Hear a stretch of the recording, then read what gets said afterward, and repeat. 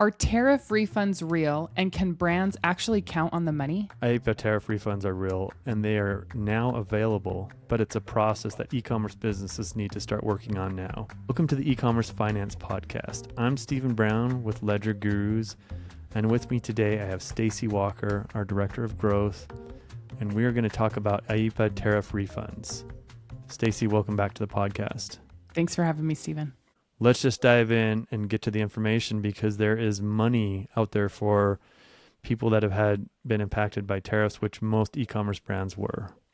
Yeah, for sure. Well, let's start at the beginning then, Stephen. Tell me what's being refunded. So last year you had the Liberation Day, and the legal authority that was used was the IEEPA, or International Emergency Economic Powers Act. This was used to enforce a bunch of tariffs. It was a law that gave the president some emergency powers, and this went to the court. And in February, the Supreme Court ruled that the IEEPA, I'm going to use that because the full name is hard to say, not that IEEPA is not. The IEEPA tariffs, the authority was unconstitutional. And so those were ruled unconstitutional, and tariffs imposed by IEEPA are eligible for a refund. The Court of International Trade, which was the last court before the Supreme Court, followed up. They got in the face of Customs and Border Patrol and said, you need to refund it, because they didn't want to deal with a bunch of lawsuits. The lawsuits were already starting to pile up. Customs and Border Patrol said, oh, this is going to be too hard. And they said, you guys have computers, use them. And so they did. So for the last couple of weeks, they built a system. It's called CAPE, and that's what they're using to do refunds. Wow, that's so interesting.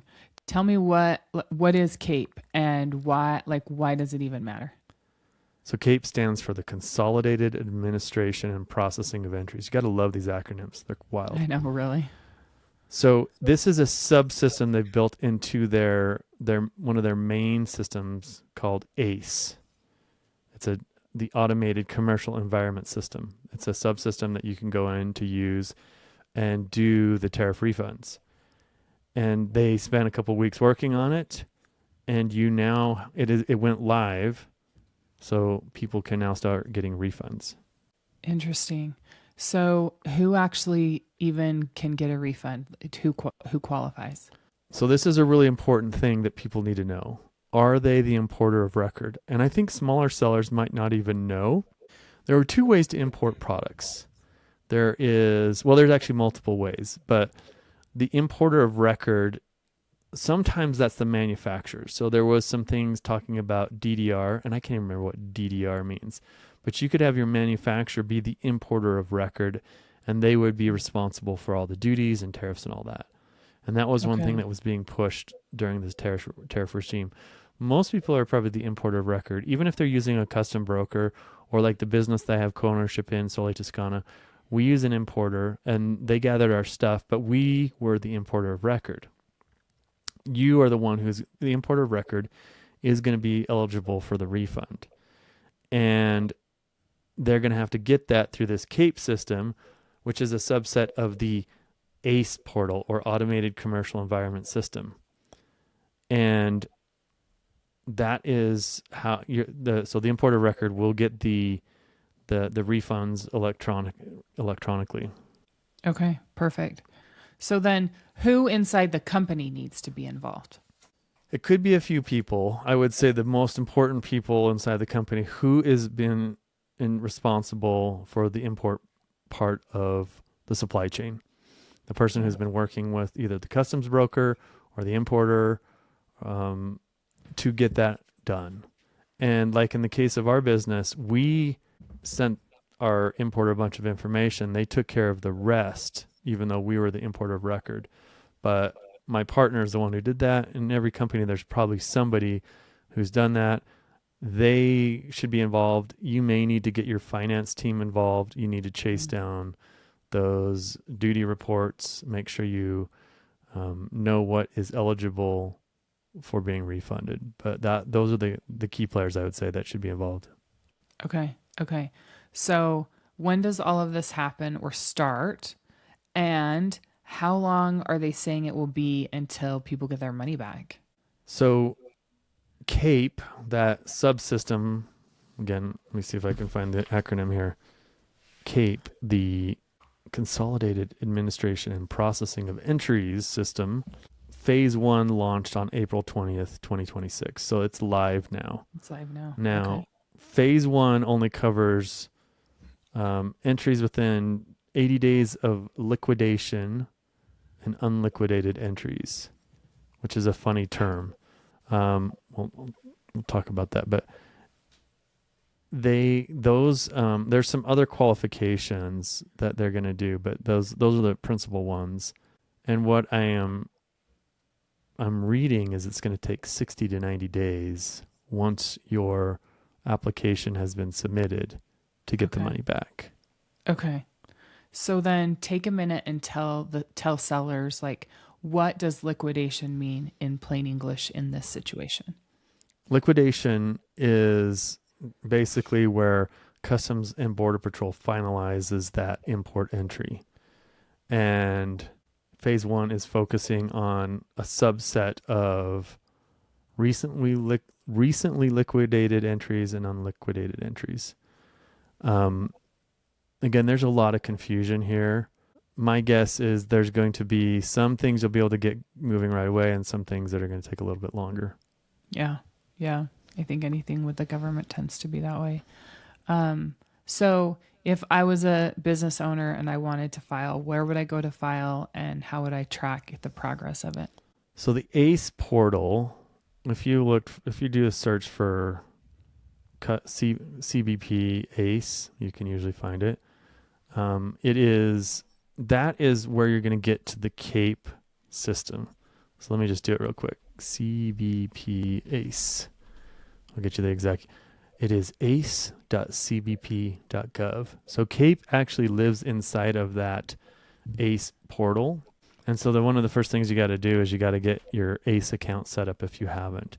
And what I'm finding is like we didn't have one. And it's a little bit tricky because you might have had an importer help you get things set up. So you got to go in and be like, hey, what information did I get them? How do I get in the system? What I'm hearing from some customers is this system's going really slow. Surprise, surprise. It's getting a lot of traffic. And so you've got to go through getting set up with the same email that you use to file all the import records. And so like in our case and some other customers I worked with, they've never set up an ACE account, but somebody submitted that information to Customs and Border Patrol. So that's the first thing that people should start working on right away with either their customs broker or importer or whoever it was. If you are the importer of record, that's important. If you're not the importer of record, it's not going to matter. You're not going to get the refund. Like if you've been letting your manufacturers be the importer of record, then they're the ones who get a benefit from that. But if you have been the one paying the duties, and you'll know, then you are the importer of record and you will want to get set up in the ACE portal. So Stephen, where are the refunds being deposited for the business owners? So right now, Customs and Border Patrol is saying they're only going to do electronic refunds, which is great because you're not going to have to like look for some random check out there. So when you get in there, you're going to have to set up your bank information for refunds, and whatever bank account you set up is where the refunds will get. And again, what they're saying is it's going to take like 60 to 90 days. So on one hand, this is money that you weren't planning on, which is going to be awesome, but it's going to take some time to get to it. Yeah. Yeah. So if I was an operator, besides just the free money idea, why do I care about chasing this down? It sounds like it's going to be a bit of a hassle. These tariffs, depending on the size of your business, could be, I'd say even small sellers, it's thousands to tens of thousands. For larger sellers, it's tens of thousands to hundreds of thousands of dollars. And for much larger sellers, it could be millions of dollars that you've already paid that you're going to get back. So it's worth the time to go out and chase for this money. I would say everybody should be working on this, keeping it on their radar, because it's money that is yours to get back, but it's not automatic. You're going to have to put the work in to do it. Yeah. Yeah. Okay, so we've talked about kind of how you can get it and what you have to do for it. But let's do like a bulleted step 1, step 2. How does an importer actually do this? I haven't gone through this process beginning to end, but I wanted to do this episode anyways because there's enough information that's getting out there that I think it's authoritative. So one, you got to get set up in the ACE portal. You got to set up your ACE account. You got to get your bank information set up so you can get the refunds. You're going to have to gather all the eligible entry numbers and information. And it sounds like you're going to have to create a CSV, which is a very crude spreadsheet that has following Custom and Border Patrol's CAPE template rules. So there's going to be a process there. Then you're going to upload a CAPE declaration and monitor that it gets accepted. And then once it gets accepted, you just track payment and make sure that the payment gets received. So it's a little bit harrowing for somebody who's used to doing this kind of import stuff. My guess is it's not too much different. But if you've been hands off, allowing your importer, your customs broker do all the things, and now you got to get in and get dirty, this might be a little bit much. Yeah. I can see how it would feel overwhelming for sure. So I know you haven't finished the process for Sole Toscana, but I know you've been heavily involved in it. So tell me, what are some of the top issues that you're hearing about right now? The issue we're running into and I'm hearing is getting that ACE account set up is a little bit of a pain because you're like, I don't remember what I sent my importer. I have another customer who's having issues with like a email verification. I think that system's just getting hammered. And so just getting set up is a little bit of a slog. I have been reading and hearing that people that are set up in there, they're seeing a lot of like timeout errors. So I think the system's just getting hammered. Yeah. And that's probably going to work its way through over the next few weeks. I'm sure there's going to be some errors in the way that you upload that CAPE declaration. Yeah, I'm sure. And so there's a part of me that's like, I doubt that most people were planning on this money and now it's real. So I'm of the position of, unless you're absolutely desperate to get that money, maybe wait a little bit. There's probably going to be more information that's going to come out, more documentation, plus the system will get solidified. But then jump on it and start working your way through the system. Yeah, that's great. So if I'm an owner, how am I going to handle forecasting knowing this is coming? I would not plan. To me, this is free money that you weren't planning on. So I wouldn't count on it until you actually get it. But like, to me, the way we're thinking about it is like, cool, here's some working capital that we could really use. But I wouldn't earmark it for anything today because it's a little bit unpredictable how quickly you're going to get it. Okay.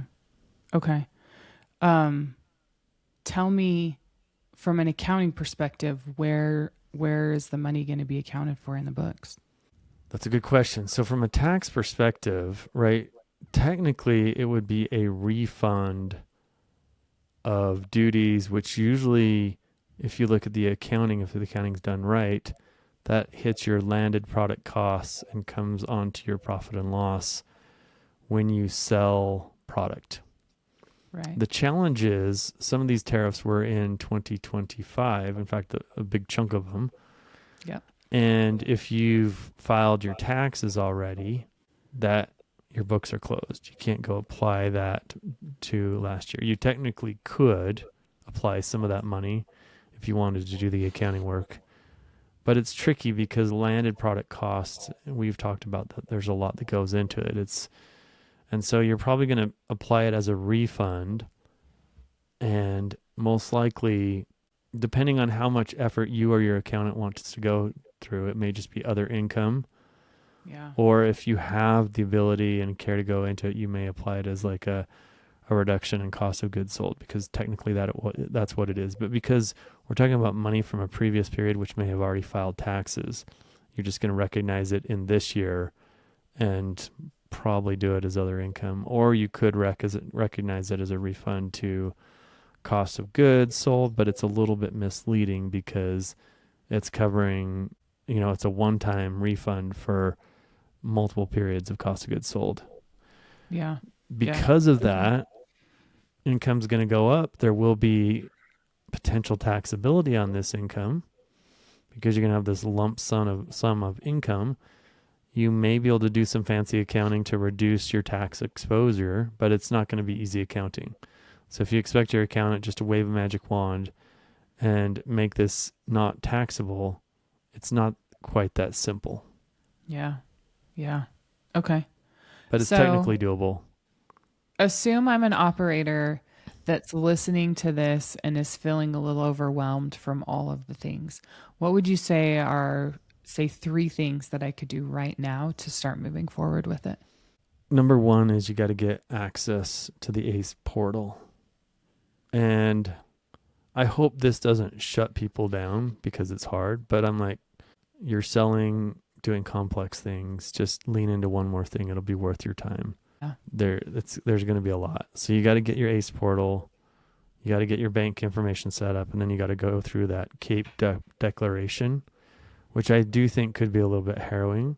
I am not seeing, like, I don't know, maybe your importer will help you with that. Maybe your customs broker will help you with that. I'm sure there'll be people out there that will be helpful. We're going to try to be helpful, but I'm trying to decide, as we're going through this process ourselves with Sole Toscana, I'm trying to see how helpful we can be, coming from a finance background in this process. Yeah. That was going to be my next question. Will LedgerGurus be helping our clients and others with it? And it sounds like we will to an extent, depending on how complicated it gets.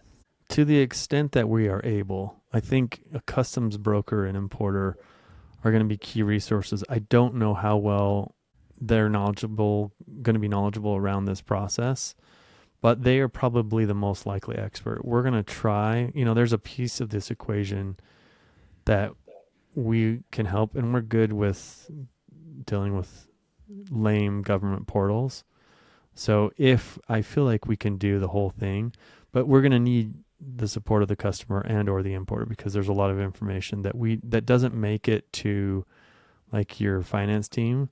I think the best combo is like the finance team and the supply chain operations team, but you're probably still going to need to lean on that customs broker or importer who aren't in the company. That combination is probably the best ones to navigate through this because of the obtuse nature of these kind of systems. Okay. So if I'm somebody who usually has my broker handle everything, do I still need to care about this, or can I just, wash my hands of it and assume it's being taken care of by them? I think you're going to be the one who's going to have to care. What we're seeing with our importers, they're not coming to us, we're going to them. So I don't know if there's an economic incentive for them to help you. So you're going to probably have to hit them up and say, hey, I need this. Can you help me there? The smart ones I would hope would be going out to help people get refunds. The thing I'm worried about, I'll tell you what I'm worried about the most. Yeah, tell me. What we saw during COVID with the paycheck protection loans and the EIDL loans and some other things is there were these, we call them PPP trolls. There's people that were just setting up businesses, and they would take like 30% of the loan, or like EIDL tax. It was basically a tax credit of sorts. They were taking a big portion of that for stuff that really did not merit that level of cost. And then the other thing we saw is some of those people, they got the money and they disappeared. Sometimes they filed requests on very shaky grounds, and then they're off in the Bahamas or wherever, just living it up. I imagine you're going to start seeing those types pop up, and I would say don't work with those people unless it's like the only way you feel like you can get through this. I have a feeling there's going to be more reputable customs brokers, potentially accountants. Again, it's kind of this gray area that nobody really owns. It's kind of customs, but I'm not sure if they really do this. Importers probably are like, oh, this isn't my thing. But people that Right. are familiar with the Right. ACE portal are be good candidates. But there's going to be people that are going to figure out how to do this and are going to try and charge an arm and a leg. And you'll be like, well, Yeah. I wasn't planning on getting that money anyways. And you'll be tempted to go with them because they may be very good. The problem I have with those type of businesses is they probably will get the refund. I don't expect too much fraud, but you'll see them and they have no reputation. They'll pop out of nowhere and they'll disappear in a year. So let's say there's any issues with your refund.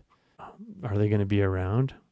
It just Yeah. seems like every time there's one of these programs, there's this sub industry that pops up and then disappears, and they charge an arm and a leg, and they put your business at risk. So I would generally avoid those types if possible, and work with people where you're going to have an ongoing relationship. Those people may be faster than the rest of us, but they're not going to be here in a year or two. Yeah, I agree. So this isn't automatic, right? People have to initiate the process and get started. No, it is. Even though the government has all the information, what they don't have probably is the bank account. And it sounds like even if they did have the bank account, because there are refunds, those exist. A lot of people, unless you're really big, don't fight Customs and Border Patrol, but I'm sure really big businesses, they probably have teams of people that know this stuff. They're probably the ones that are already pounding the portal. For those of us who are the smaller sellers or supporting smaller sellers, we're not dealing with this every minute of every day. This is just one of many things we're doing. And so there is a process, and therefore it's not automatic. Even if, like I said, even if they had all the information, it's not automatic. It's kind of like it's like income taxes. You can get a refund, but you got to do the process. All right. That makes sense. Okay. One last question. How do I avoid surprises? Any advice you can give that would make it so that there's maybe fewer hiccups along the way? I'm seeing increasingly great information out there. Flexport has like a living blog on this. If you just search for IEEPA Tariff Refunds, there's a lot of information. We are putting information in our email newsletter every week. And as I see what I feel like is well-vetted, authoritative information on this, I'm putting it out there. And so I feel like the information is going to build up. Hopefully AI pulls it together and makes it even easier to consume.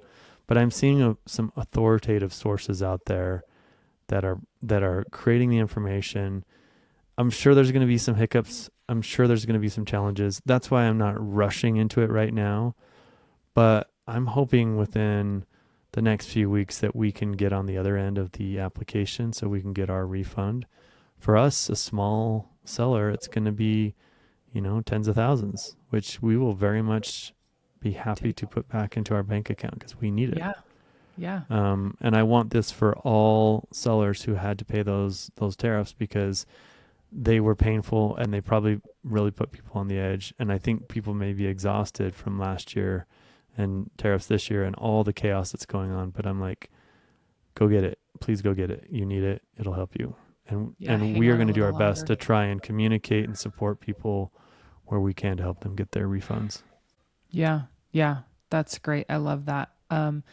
If people have questions, where's the best place for them to get in contact with you? You can reach us through our website, LedgerGurus.com. You could find me on LinkedIn as well, but I think LedgerGurus.com, there's a contact us form. That's probably the best place. And again, as I was hesitant to do this episode, but I just want to get the information out there so people can start lining things up, figuring out where their custom entries are. You probably got an email or you filed away somewhere. Start working on the ACE portal, and we're going to be working on getting things going. But I want people to be aware, start working on this, and as we have more definitive information, we'll communicate it out via the various channels that we use, whether that's our email newsletter, our YouTube channel. Awesome. Thanks, Stephen. Okay, so go get your refunds. Until the next episode. Today's episode is brought to you by LedgerGurus, your go-to team for e-commerce accounting. We handle everything from keeping your books in order and tackling sales tax to managing your inventory accounting and even acting as your fractional CFO. Basically, if it's about accounting, we've got it covered so you can focus on growing your business. Head over to LedgerGurus.com and see how our team can help you level up your business today. That's LedgerGurus.com.